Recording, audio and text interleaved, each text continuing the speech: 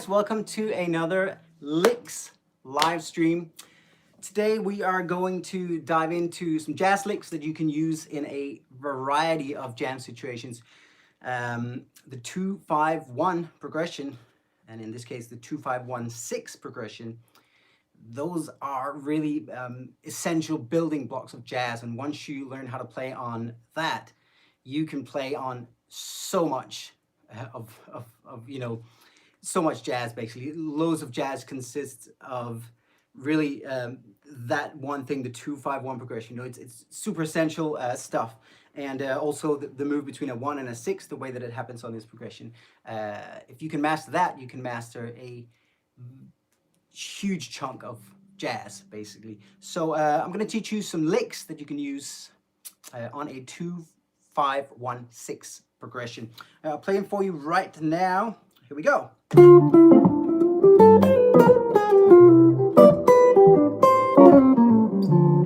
Okay, I'll do it one more time. Just put this down a tiny bit. Here we go.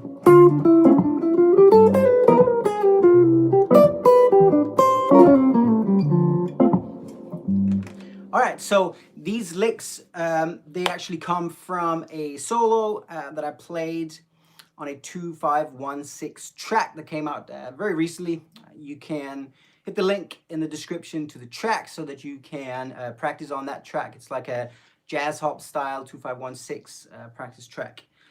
And you can also get the tab for not just these licks, but the whole solo that I played on that track. The whole intro solo is tabbed, and it's on Patreon, linked below as well. That's where my full library of tabs lives. That's where you can get all the Wednesday warm-ups, all my intro solos that are tabbed, all these lessons and deep dive lessons as well that I do, talking about solos, theory, anything that can make you better at soloing and just a more rounded, more musical musician. That's my aim anyways. So yeah, check it out. It's all on Patreon. I appreciate the support very much on there. All right, guys. So we are in the key of C. So there's your C. So basically, we're playing the 2 chord, which is D-7. Playing the 5 chord, 1, 2, 3, 4, 5, which is G. I'm going to play a G13. Play a G7. I'm going to play a G13. And next up, we're going to play the 1. So 2, 5, 1. And the 1 is C major. So C major 7. Nice and jazzy. And then the 1, 2, 3, 4, 5, 6 is your A7. For that one, I'm going to play an A altered kind of sound. Okay, so in this case it's A7 with a sharp 5. So there we go. That's our progression. D-7, G7 if you like, or G13, and then C major 7 and A7 with a sharp 5. All right, that sounds like.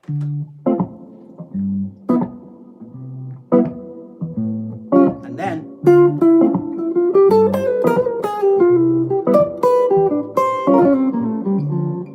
let's do that again. 1, 2, 3, 4.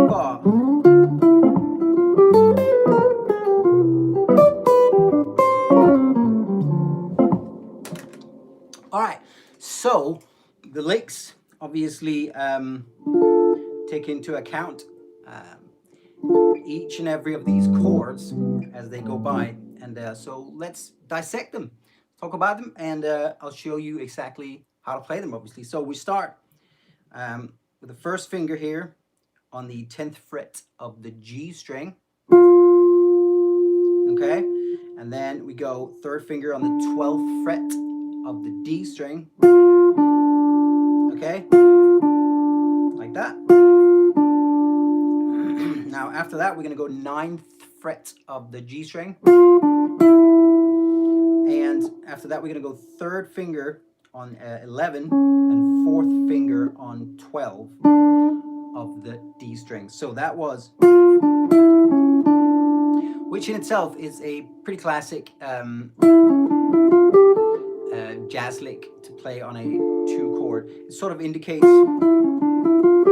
either, you know, melodic minor, like D melodic minor, or D harmonic minor, whichever you like, which is obviously a common kind of sound. That's our first batch of notes. And now we're just going to go up the scale. So you're going to play 9, 10, 12 on the G string with your first, second, and fourth fingers. So, okay. And I'm just going to use alternate picking for this part. So down, up, down, up, down, up, down, up. All right. Now we're going to go, and now we're thinking a little bit more in terms of the arpeggio here. So we're going, you know, the 5th of D, which is that A note there on the 10th fret of the B string, and then the flat 7, minus 7 of the D chord, D minor 7 chord, and that's your C note there on the 13th fret of the B string played with your little finger. Okay, so like that. But actually at this time, so I'm still thinking D minor really, but at this time we're actually already in to the bar that has the 5 chord right there. So right after that, we're going to start thinking what you can think on a G chord or on the 5 chord there, which in this case is G7 or G13. And first thing we're going to do is pull off and hit up this note here, which is your major third. Yeah, always thinking in terms of chord tones. It just helps so much in terms of creating, you know, meaningful and melodic solos, especially in jazz, but also in blues and really, you know, any kind of style. You know, an awareness of the chord tones can really help you find the pretty colors. You know, not that you have to hit those all the time, but knowing what they are, it can really help you play with tension and release in your soloing. So, okay, we're pulling off with the little finger to the 3rd finger, 13 to 12. Okay, and now we're gonna get an essential sound, which is this. And you might ask, what are all these weird notes? Well, right here we have what's called a dominant diminished scale. So it's symmetrical diminished scale, basically. It's the half, whole, half, whole, half, whole, half, whole tone scale. Okay? So it's a diminished scale, G diminished, but the half whole tone as opposed to the whole half tone. Okay, so this is a symmetrical scale, which I have many things to say about, but let's just say that it can really add a lot of beautiful color to your playing on a dominant chord such as this one. So that's what's happening right here. Basically, I'm painting from that scale. So we're first pulling off, like I said, from 13 to 12. Now we're going to hammer on and pull off from 11 to 12 with the 2nd finger to 3rd finger on the B string, like that. Okay, good. And then we're going to slide from 9 to 8, still on the B string with your 1st finger now. And yeah, so if you look at the chord tones here, as they relate to the G chord, well, like I said, this is the major 3rd. So this is like a sharp 9. This is like a flat 9. And this is obviously the G, the root note of that chord. And yeah, that is just essential jazz coloring. Okay, and then we're gonna go down to what you could see as the flat 7, another chord tone of the G7, and then we're gonna pull that off. So pull off from 10 to 9 on the G string, like that. And you're going to land on that E note there with your second finger. And that is your major third of the C chord. So again, chord tones. I'm landing straight on a chord tone on the first beat of the bar there. So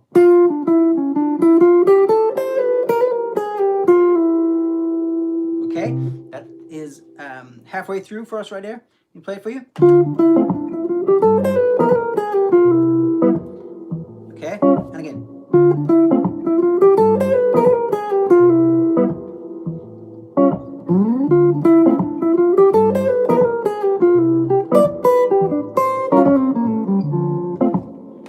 Okay, so gets a little more advanced there. In terms of the colors and also some of the technique, but we'll talk about it. And obviously, like I say, you know, you can take these licks, isolate each of them, and use them in just so many jam situations. You know, they're really essential building blocks of jazz. So even if you just learn one of the licks, you know, like just that, you can use that, you know, in so many different scenarios. Or this one, like that, as a run, you know, you can use that one in a ton of different situations. And the thing about it is, you know, when you're learning jazz, I think for many people, they think, okay, I have to learn these scales, I have to know all the scales, you know, like D, Dorian, and G Mixolydian, and C major, and then A7, or like A altered, and there's like all these scales that I have to learn. Sure, yes, it helps to know a lot of scales. And also there's the arpeggios, you know, those are really great to know. But really, a key way to learn how to play, you know, in a great way on jazz is to learn some vocabulary, you know, and that's what this is, you know, learn some licks that you think sound cool. That's really a much more fun way and musical way to get some language going, because those licks, you know, the more you play them, they'll become your own and become your language. You know, the more you like kind of twist and turn them and let them, you know, Chinese whisper their way into something else that eventually you can call your own. See what I'm saying? So definitely, I very much recommend that you guys learn as many, you know, licks as you can, and then work on those licks like you would learn and work on scales like you would learn and work on arpeggios. You know, take those licks and practice them the same way that you would practice scales and arpeggios. That way, you know, your language will really grow as a musician, not just as a jazz musician, but, you know, in general. So yeah, there we go, guys. Let's do the second half. So it goes.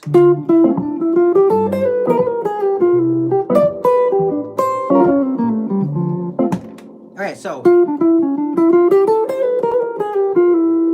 we got this much so far. Now we're on the C major 7 chord, right?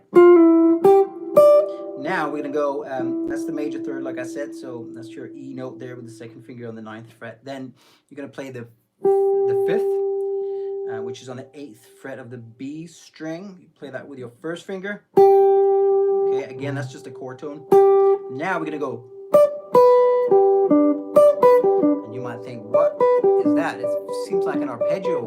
And yeah, that is an arpeggio, but it's actually a G major arpeggio. Like that.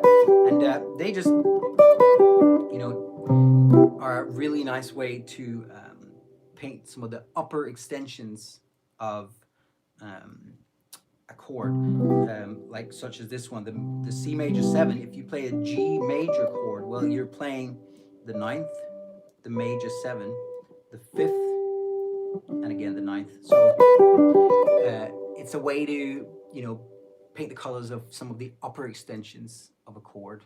Sounds real nice to me. I like it. So anyways, it goes. So we got first finger there, like I said, on the 8th fret of the B string, then 3rd finger you're going to play the 10th fret of the top E string, then first finger on the 7th fret, and then second finger back on that G note on the 8th fret of the B string, and then first finger on the 7th fret of the G string. And I'm using quite a bit of staccato there, so that one's just that little stabby kind of note. Okay? And now we're into the last chord of the 2, 5, 1, 6. So this is the 6th chord. So obviously, if you know your theory, the 6th chord would normally be, you know, a minor chord. But what happens in jazz is you make it into a secondary dominant, which means that you make it into a dominant chord, because it, with that C sharp note, leads nicely back into the 2. So that happens in jazz all the time. It's called secondary dominance. Look it up. So yeah, 2, 5, 1, 6. So the 6 is an A7 chord or an A altered. And we very much, in this particular example here, we very much treat it like an altered chord. So this is basically an A altered lick that I'm teaching you guys here. So fairly advanced stuff. And, you know, if you don't feel like you're here yet, then, you know, let me know. I will, let me know in the comments below. I will share some links to some easier jazz tracks and jazz lessons that you can dive into before you get to this one. So there we go. This is our A altered lick. And what happens here is, much like the G chord where we were using the sharp 9 and the flat 9, actually doing that here as well. We got the sharp 9 of an A altered chord. So sharp 9 is this note here, that's the C, and the flat 9 is that note there, that's a B flat. So third finger on the 8th fret of the top E string, and then first finger is barring on the 6th fret of the top 3 strings. So like that. And picking wise here, I'm gonna go down, up, up, up. So I'm sweeping, doing some economy picking right here. That's really the way to play this lick here, is with some sweeping. It's very hard to get that kind of speed going without sweeping. And you know, it's sort of a horn player or piano player type of lick. So yeah, the best way to get that kind of feel and flow is really by sweeping. So down, up, up, up. Okay? And if you look at the chord tones here, so that's, like I said, the sharp 9, the flat 9, then it's the sharp 5, and then it's the major third, which is obviously always, you know, an essential, colorful chord tone to include that major third. Okay, so, and then we're going to slide down to, again, the sharp 9, and then the flat 9, and that's going to pull off to the root note. So we're sliding with the first finger from 6 to 5 on the G string, then we're pulling off from the 8th fret to the 7th fret on the D string. Pull off with your little finger to your third finger, like that. Okay, and then we're just going down the scale. So this is all A altered scale. So A altered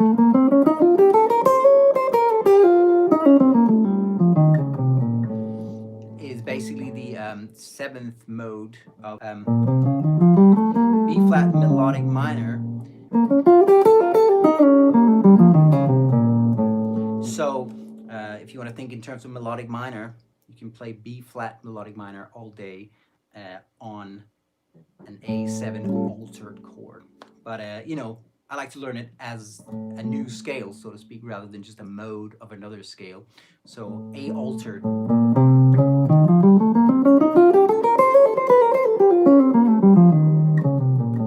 is what we have here. And we're going to down the scale.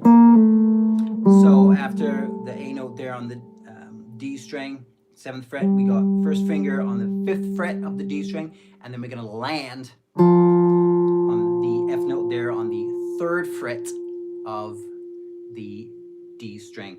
And then at that point, we're back at the start of the progression. So that's a D minor chord. And as always, I'm thinking into chord tones. So what chord tone am I landing on? I'm landing on the F note, which is a minor 3rd. It's the 3rd of the D minor chord. So it lands safely, you know, on a chord tone right there of the next chord, which, like I say, is the D minor 7.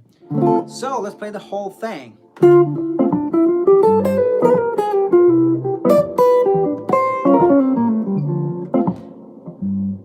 Do it again. 1, 2, 3, 4.